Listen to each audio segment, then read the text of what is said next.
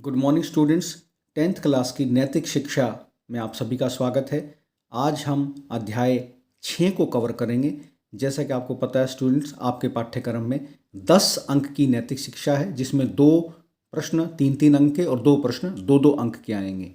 मैं आपके पास पिछले कई वीडियोस भेज चुका हूं, जिसमें मैंने 5 अध्याय कवर किए हैं। आज मैं 6ठा वीडियो आपसे शेयर कर रहा हूं, जो खूब लड़ी मर्दानी पर आधारित है। झांसी की रानी पर यह पाठ आधारित है। आइए इस पाठ के प्रश्नोत्तर शुरू करते हैं। देखिए स्टूडेंट, खूब लड़ी मर्दानी अध्याय 6 नैतिक शिक्षा क्लास 10th।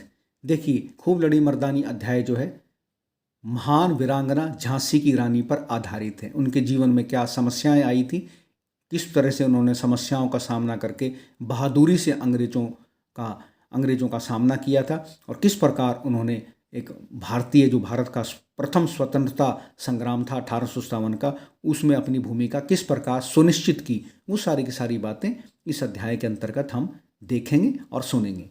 देखिए, इस अध्याय में पहला प्रश्न क्या बनता है। रानी लक्ष्मीबाई की अवस्था अपने ही भवन के पिंजरे में बंद पक्षी के समान थी, कैसे? उत्तर देखिए, राजा गंगाधर राव की मृत्यु के पश्चात अंग्रेजों ने झांसी को 7 मार्च 1857 को अंग्रेजी साम्राज्य में मिला लिया। उन्होंने रानी लक्ष्मीबाई के लिए 5,000 रुपये मासिक पेंशन की बात कहकर उनसे किला खाली करवा लिया। उन्होंने रानी को विधवा के संस्कार हेतु काशी भी नहीं जाने दिया। दत्तक पुत्र दामोदर राव के यज्ञोपवीत संस्कार की पूरी राशि भी लक्ष्मीबाई को नहीं दी। इस प्रकार रानी की अवस्था अपने ही भवन के पिंजरे में बंद पक्षी के समान हो गई थी।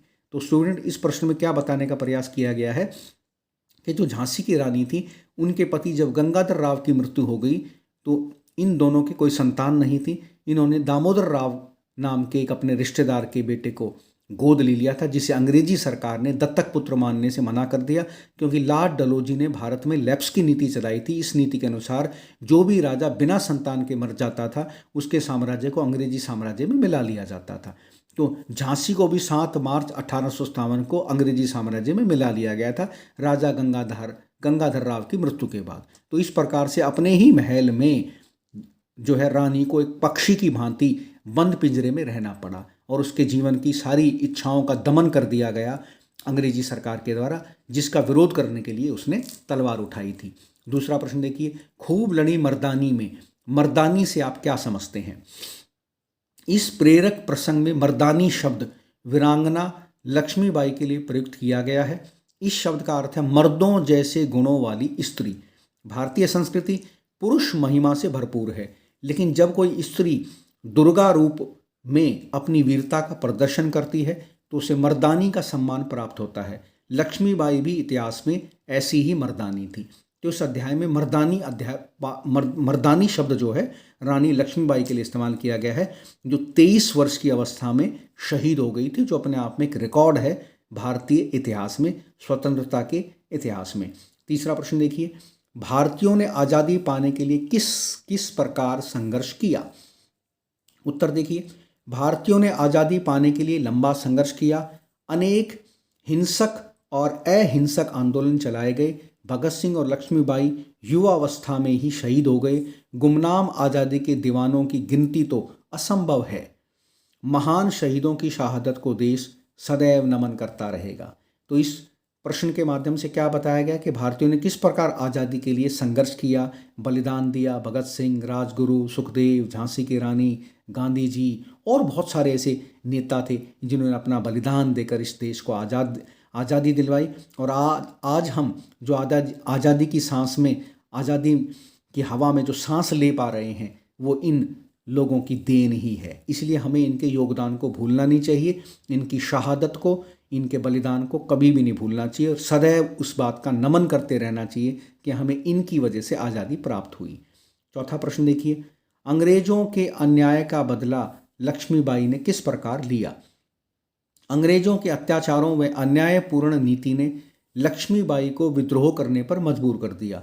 मात्र 23 वर्ष की आयु में इस वीरांगना ने अपने अदम्य साहस से अंग्रेजों के दांत खट्टे कर दिए। रानी ने योजना बनाकर झांसी के किले पर पुनः अधिकार प्राप्त कर लिया। अपनी वीरता से उन्होंने अंग्रेजों को झांसी से भागने पर मजबूर कर दिया। अंत में 18 जून 1858 को अंग्रेजों से युद्ध करते हुए लक्ष्मीबाई शहादत को प्राप्त हुई। तो अंग्रेजों के अन्याय का बदला लक्ष्मीबाई ने जो है योजना बना करके लिया। उसने महिलाओं की एक सेना बनाई, एक टुकड़ी बनाई और मात्र 23 वर्ष की अवस्था में इतने बड़े अंग्रेजी साम्राज्य से अकेले लोहा लिया।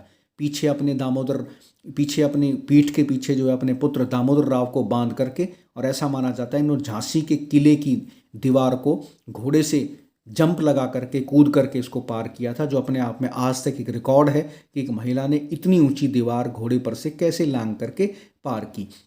तो इस पाठ के माध्यम से बेसिकली हमें इस महान वीरांगना के बारे में बताया गया है, जो हमें प्रेरणा देती है। इसका जीवन हमें प्रेरणा देता है कि हमें भी संघर्षों का, चुनौतियों का सामना करके जीवन में आगे बढ़ना चाहिए। तो देखिए, इस पाठ से हमें विशेष बात क्या मिलती है, इस बात से हमें विशेष संदेश क्या मिलता है। खूब लड़ी मर्दानी पाठ झांसी की रानी लक्ष्मीबाई की संक्षिप्त जीवनी है। यह पाठ उस वीरांगना को समर्पित है जिसने अपने अदम्य साहस का परिचय देते हुए वीर गति प्राप्त की। पुरुषों पर ही अधिकतर इतिहास के पन्ने लिखे गए हैं, परंतु लक्ष्मीबाई सरीखी मर्दानी भी अपने अदम्य साहस और शौर्य से इतिहास में दर्ज हो पाई।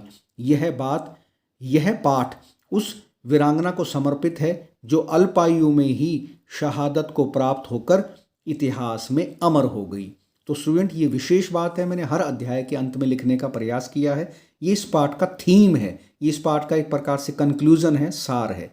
तो इस पाठ के माध्यम से स्टूडेंट हमें क्या सीखने को मिलता है कि जिस प्रकार झांसी की रानी ने संघर्ष करके अपना नाम इतिहास में लिखा, उसी प्रकार हमें भी निरंतर संघर्षरत रहना चाहिए और जीवन की चुनौतियों का सामना करना चाहिए, जिस प्रकार रानी लक्ष्मीबाई ने किया। मात्र 23 वर्ष की अवस्था में यह महान वीरांगना देश को स्वतंत्र कराने के लिए, अंग्रेजों को भारत से बाहर निकालने के लिए मात्र 23 वर्ष की आयु में ही जो है शहीद हो गई, शहादत को प्राप्त हो गई। तो इस अध्याय के ये अति महत्वपूर्ण प्रश्नोत्तर थे परीक्षा की दृष्टि से। इस वीडियो को ध्यान से देखिए, सुनिए और इन प्रश्नों को अपनी कॉपी में उतारिए। वार्षिक परीक्षा में इनमें कोई ना कोई प्रश्न आपको जरूर देखने को मिलेगा। अगले वीडियो में मैं आपसे फिर मिलता हूं, तब तक के लिए धन्यवाद।